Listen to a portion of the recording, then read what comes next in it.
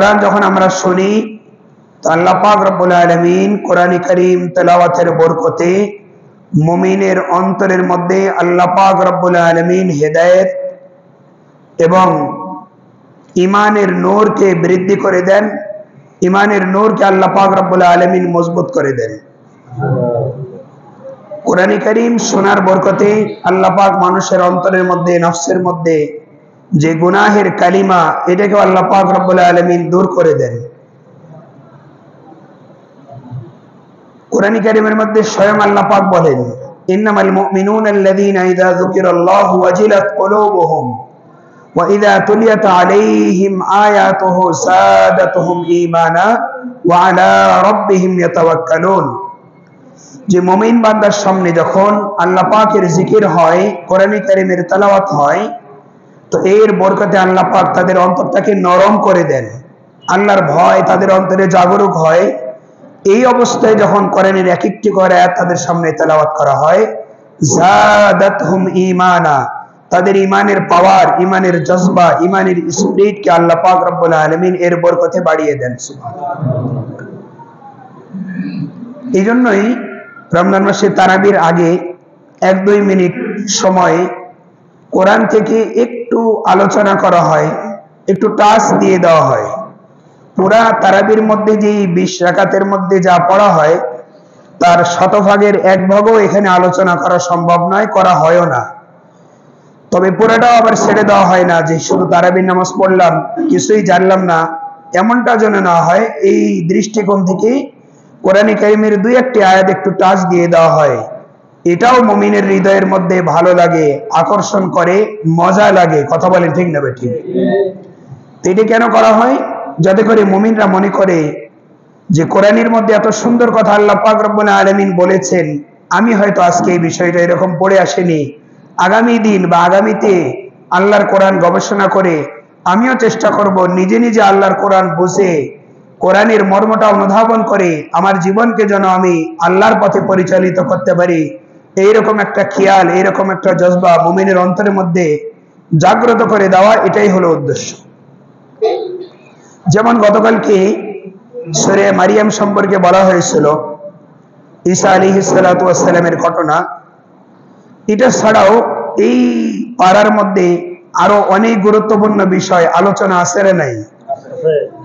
আছে, কিন্তু সবগুলো তো করা সম্ভব নয়। যেমন সূরা তাহা যেখানে শুরু হয়েছে কয়েক পৃষ্ঠা পর, সেখানে আল্লাহ পাক রব্বুল আলামিন বলেন, আর রহমান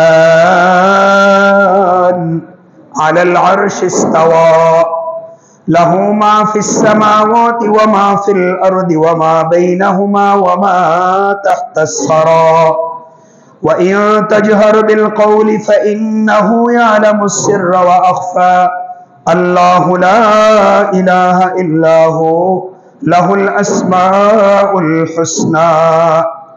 আল্লাহ পাকের পরিচয় দিতে গিয়ে আল্লাহ পাক রব্বুল আলামিন কি বলেছেন এটা আমি বলবো। তার আগে শুনি যে হযরত উমর রাদিয়াল্লাহু তাআলা আনহু জলিলুল কদর, বড় একজন সাহাবী, যার মাধ্যমে ইসলামের মুসলমানদের শক্তি অনেক বৃদ্ধি পেয়েছিল, ঠিক না বেঠিক?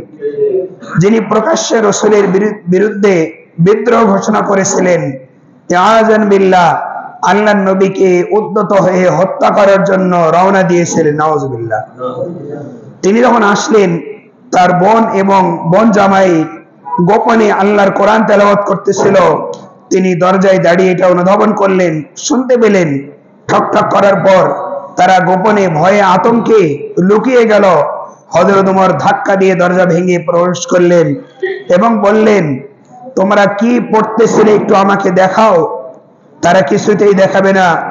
এমন তো অবস্থায় হযরত ওমর নিজের বোনের গালের মধ্যে একটা থাপ্পড় দিলেন, চড় দিলেন। দেওয়ার সঙ্গে সঙ্গে বোনের ঠোঁট কেটে গেল, রক্ত ফিনকি দিয়ে বের হলো। নিজের আপন বোনের এই অবস্থা দেখে মানুষ তো অন্তরের মধ্যে একটু দয়া মায়ার উদ্রেক হলো। এ পর্যায়ে হযরত ওমর একটু নরম হয়ে বললেন, আচ্ছা ঠিক আছে, তোমরা কি পড়তেছিলে একটু আমাকে দেখাও। এই কথাটা শুনে বোন মনে করলো হযরত ওমরের আগের কথা আর এখনকার কথার মধ্যে অনেকটা ফারাক, অনেকটা পরিবর্তন। বোন একটু সাহস পেয়ে বলল, ভাই তোমাকে আমি দিতে পারি, তবে তুমি তো অপবিত্র, তুমি পাক পবিত্র হয়ে আসো, আল্লাহর কালামের এই অংশ আমি তোমাকে শোনাবো। সুবহানাল্লাহ। উনি পাক পবিত্র হয়ে আসলেন, তো ওনার মন জামাই কোরআন কারীমের এই সূরা তাহা তেলাওয়াত শুরু করলেন। তাহা মা আরসালনা আলাইকাল কুরআনা লিতাশকা ইল্লা তাযকিরাতাল লিমান ইয়াখশা তানসীলাম মিম্মান খালাকাল আরদা ওয়াস সামাওয়াতিল উলা আর রহমানু আলাল আরশি ইসতাওয়া। সুবহানাল্লাহ। তাহা মানে হলো এমন একটি শব্দ, হযরত ওমর বলেন, আমি তো আরবে আমার জন্ম, কিন্তু এই শব্দের শুরুটা আমি কিছুই বুঝলাম না। উনি কেন কেউ কিছু বুঝবে না, এটা হলো হরফে মুকাত্তাআত। এরপরে আল্লাহ পাক কি বলেছেন, হে নবী, আমি এমন এক কোরআন আপনার উপরে নাজিল করলাম, এটা এই জন্য নাজিল করি নাই যে এটা আপনার উপরে কোনো কষ্ট বয়ে আনবে, বরঞ্চ এই কোরআন আমি এই জন্য নাজিল করেছি, এই কোরআন আপনার জাতির পুরো বিশ্ব জগতের ভাগ্যকে সুপ্রসন্ন করে দিবে, ভাগ্যের দ্বার খুলে দিবে, তাদের ভাগ্যকে পরিবর্তন করে দিবে। সুবহানাল্লাহ। তেলাওয়াত করতে করতে আল্লাহ পাকের পরিচয় আসলো এবং সেখানে আল্লাহ পাক বললেন আর রহমান। এটা কোরআন কার পক্ষ থেকে নাজিল হয়েছে? রহমানের পক্ষ থেকে। তিনি কে? আলাল আরশি ইসতাওয়া, যিনি তার আরশ আজিমের মধ্যে ইসতাওয়া, যিনি তার আরশ আজিমের মধ্যে বসে আছেন, যিনি তার আরশ আজিমের মধ্যে আসীন হয়ে আছেন, তিনি হলো রহমান। আল্লাহু লা ইলাহা ইল্লাহু লাহুল আসমাউল হুসনা। এই কথাগুলি তিনি শুনলেন, যেহেতু অর্থ বোঝেন। ওয়া ইন তাজহার বিল কওল ফাইন্নাহু ইয়ালামুস সিররা ওয়া আখফা। তোমরা অনেক সময় কথা প্রকাশ্যে বলো, সেটাও আল্লাহ পাক শোনেন। যদি তোমরা গোপনে বলো, সেটাও আল্লাহ পাক শোনেন। যদি তোমরা মনে মনে বলো, সেটা আল্লাহ পাক শোনেন না। কি বলেন? সেটাও আল্লাহ পাক রব্বুল আলামিন শোনেন। ফায়ারা তামিমান নামলাতিস সাউদা আলা সাখরাতিস সাম্মা ফি লাইলাতিজ জালমা, প্রসিদ্ধ হাদিস, যে একটা গভীর তিমির আধার রাতে কোন পাহাড়ের পাদদেশে কালো একটা পাথরের উপরে যদি ছোট্ট একটা পিপীলিকা চলে, তো আল্লাহ পাকের দাবি হলো এইরকম, এই ছোট্ট পিপীলিকা চলার কারণে আল্লাহ অন্ধকারের মধ্যে শুধু এই ছোট্ট পিপীলিকার গতিবিধি লক্ষ্য করেন, দেখতে পান তা না। ছোট্ট একটা পিপীলিকা, পিঁপড়া চলার কারণে, হাঁটার কারণে তার ছোট্ট পা থেকে যে ক্ষীণ আওয়াজ সৃষ্টি হয়, আল্লাহ পাক আরশে আজিমে বসে সেই আওয়াজ পর্যন্ত শুনতে পান। সুবহানাল্লাহ। ওয়া ইন তাজহার বিল কওল ফাইন্নাহু ইয়ালামুস সিররা ওয়া আখফা আল্লাহু লা ইলাহা ইল্লাহু লাহুল আসমাউল হুসনা।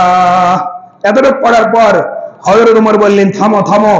উনি যেন আর সহ্য করতে পারতেছেন না। আল্লাহ পাক রব্বুল আলামিন যে জাহালাত আর মূর্খতা অন্তরের মধ্যে ছিল, কোরআনের এই আয়াতের বরকতে সবকিছু দূর করে হেদায়েতের নূর তার অন্তরের মধ্যে প্রজ্বলিত করে দিলেন।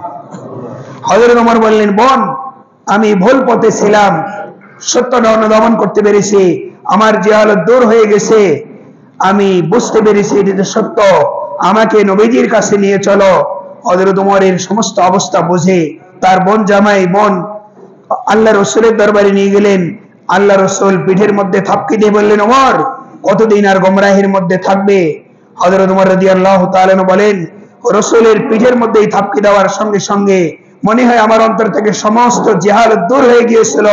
আমি বললাম, ইয়া রাসূলুল্লাহ, ভুলের মধ্যে ছিলাম, কোরআনের বরকতে আল্লাহ পাক আমার অন্তরে হেদায়েত প্রজ্বলিত করে দিয়েছেন। আল্লাহ রসুলের হাতে হাত রাখলেন। আল্লাহ রসুল বললেন, ওমর, আর কত দেরি করবে? বলেন, ইয়া রাসূলুল্লাহ, আমাকে কালেমা পড়ান। আল্লাহ রসুল তাকে কালেমা পড়াইলেন। নবীর হাতে হাত রেখে কালেমা পড়ে মুসলমান হয়ে গেলেন। এই আয়াতগুলি আমরা গতকালকে নামাজের মধ্যে পড়েছি, কিন্তু আলোচনা করার সময় হয় নাই। এই সূরার মধ্যে আল্লাহ পাক রব্বুল আলামিন অনেক আয়াত বলেছেন, যে আয়াতগুলো বলতে মন চায়, কিন্তু সময়ের কারণে আমরা বলতে পারি না। আল্লাহ পাক রব্বুল আলামিন বলেন 14 নম্বর রাকাতের মধ্যে আমরা শুনেছি, মিনহা খালাকনাকুম ওয়া ফিহা নুঈদুকুম অমিনহা নুখরিজুকুম, বলেন সবাই, তারাতান। এটা হয়তো অনেকের মুখস্থ নেই, যার কারণে যখন লাশ দাফন করা হয় বলে ইমাম সাহেব বা মুয়াজ্জিন সাহেব একটু দোয়াটা বলে দেন। এমন কপাল পড়া মুসলমান আমরা যে আমাদের মা বাবাকে আমরা দাফন করতেছি, এই যে একটা লাইন, এই একটা লাইন পরিমাণ একটা দোয়া 40-50 বছর হয়ে গেছে, তারপরও মুখস্থ হয় নাই। এমন মুসলমান আছে না নাই?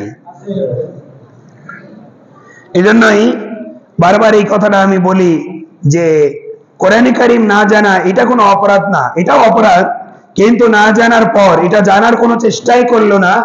গত বছরে যেমন এই বছরে তেমন আগামী বছরে এমন ওয়াজ শুনলাম, এখানেই থেমে গেলাম, কোনো পরিবর্তন নেই, কোরআন শেখার জন্য কোনো আগ্রহ নাই। বুঝতে হবে এই অন্তর মরে গেছে, এই অন্তরে ঈমান পড়ে গেছে, ছাই হয়ে গেছে। কথা বলে ঠিক না ভাই? ঠিক। হাদিস শরীফের মধ্যে আছে মানুষের অন্তরটা, কলবটা, রূহটা এটা হলো আয়নার মতো পরিষ্কার একটা জিনিস, এটার মধ্যে অনেক পাওয়ার রয়েছে। মানুষ যখন জেহালতের মধ্যে থাকে বা কোনো গুনাহ করে তখন সেখানে একটা কালো দাগ পড়ে যায়, আবার সে কোনো গুনাহ পড়ে কালো দাগ পড়ে যায়, পড়তে পড়তে এমন অবস্থা হয় একটা আয়নার মধ্যে যদি এরকম অনেক দাগ পড়ে, একটা পর্যায়ে গিয়ে এই আয়না থেকে নিজের চেহারাও দেখা। ঠিক তদ্রূপ আল্লাহ পাক রব্বুল আলামিন মানুষের অন্তরাত্মাকে এইভাবে তৈরি করেছেন। এটা গুনাহ করতে করতে করতে করতে কোরআন কারীম থেকে দূরে থাকতে থাকতে এরকম ময়লা হয়ে যায়, ভালো কোনো কথা সে শুনলেও আসর করে না, দেখলেও কোনো প্রভাব সৃষ্টি করে না, তার অন্তরের মধ্যে কোনো ঝড় সৃষ্টি করে না। আল্লাহ পাক রব্বুল আলামিন এটাকে বলেছেন যে আইনুন, তার চোখ আছে, লা ইউবসিরুনা বিহা ওয়া লাহুম আযানুন লা ইয়াসমাউনা বিহা লাহুম কুলুবুন লা ইয়াফকাহুনা বিহা। চোখ থাকা সত্ত্বেও চোখের কার্যকারিতাকে আল্লাহ পাক অস্বীকার করতেছেন, কান থাকা সত্ত্বেও কানের শোনার ক্ষমতাকে আল্লাহ পাক এখানে অস্বীকার করতেছেন, কলব আত্মা আছে থাকা সত্ত্বেও আল্লাহ পাক তাদের অনুধাবনের ক্ষমতাকে অস্বীকার করেছেন, করে না? আল্লাহ পাক রব্বুল আলামিন কি বললেন? মিনহা খালাকনাকুম, এই দুনিয়াতে তোমরা ছিলে না হে আমার বান্দারা, আমি আল্লাহ তোমাদেরকে মাটির উপাদান থেকে আমি নিজ হাতে সৃষ্টি করেছি। দুনিয়াতে কিছুদিন তোমরা থাকবে, অল্প দিন, যতদিন আমি আল্লাহ চাবো ততদিন। আমার চাওয়াটাই চূড়ান্ত, কবে দুনিয়াতে আসবে এটাও চূড়ান্ত, কতদিন থাকবে এটাও চূড়ান্ত, নারী হবে না পুরুষ হবে, সৌভাগ্যবান হবে না বদনসিব হবে, জান্নাতি হবে না জাহান্নামী হবে, আল্লাহ পাক রব্বুল আলামিন চূড়ান্ত করে রেখেছেন। ওয়াফিহা নুঈদুকুম, আর দুনিয়ার এই জীবনের পরে এই মাটিতেই তোমাদেরকে ফিরে যেতে হবে, তারাতান উখরা, দ্বিতীয়বার, এবং এর থেকেই তোমাদের পুনরুত্থান ঘটানো হবে। জীবনের যাররা যাররা আমলের হিসাব দিতে হবে, হিসাব দেওয়ার পর ফামান ইয়ামাল মিসকালা যাররাতিন খায়রান ইয়ারা ওয়া মান ইয়ামাল মিসকালা যাররাতিন শাররান ইয়ারা। যাররা পরিমাণ নেক আমল করলেও আমি আল্লাহ সেটাকে জমা করেছি, উপস্থিত করব, যাররা পরিমাণ কোনো বদ আমল করলেও সেটাও সংরক্ষণ করা আছে, কিয়ামতের দিন সেটাকে উপস্থিত করা হবে। আল্লাহু আকবার। আল্লাহ পাক রব্বুল আলামিন এটা করবেন। এই আয়াতে আল্লাহ পাক কেন বলেছেন? মাটি থেকে সৃষ্টি করা হয়েছে, তোমার চলা বলা কথাবার্তা আচার আচরণে তুমি যে মাটি থেকে সৃষ্টি হয়েছ এই জিনিসটা যেন প্রমাণিত হয়।